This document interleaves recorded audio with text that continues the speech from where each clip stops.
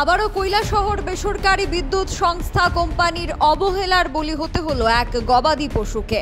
কৈলাসহর টিলাগাঁও গ্রাম পঞ্চায়েতের অন্তর্গত আলী উপস্বাস্থ্য কেন্দ্রের পশ্চিম প্রান্তে বেসরকারি বিদ্যুৎ সংস্থা সাই কম্পিউটার লিমিটেড তাদের একটি ট্রান্সফরমার রয়েছে, কিন্তু এই ট্রান্সফরমারটি অত্যন্ত বিপজ্জনক অবস্থায় থাকছে।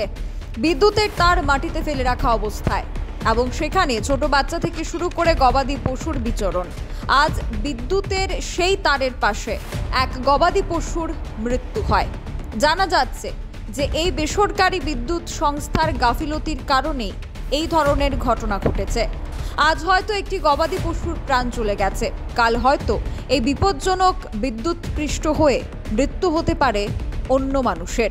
কৈলাসহর ইরানি থানার পুলিশের নজর এর মধ্যে পড়েনি বলে এলাকার অভিযোগ। পরবর্তী সময় ইরানি থানায় এই বিষয়টি জানানো হয়। পুলিশ এসে ঘটনা দেখে সেই গবাদি পশুর মালিককে সরিয়ে নেওয়ার জন্য অনুরোধ করে, কিন্তু সেই গবাদি পশুর মালিক জানিয়ে দেন যে যেহেতু জায়গাটি অত্যন্ত বিপজ্জনক, তাতে করে সাধারণ মানুষের এখানে হাত দেওয়া অনেকটাই বিপজ্জনক হতে পারে। কিন্তু এই নিয়ে প্রশাসন কোনো ধরনের পদক্ষেপ গ্রহণ করেনি বলে অভিযোগ জানিয়েছেন ইরানি থানার এলাকার মানুষ। Bureau report, social Bangla.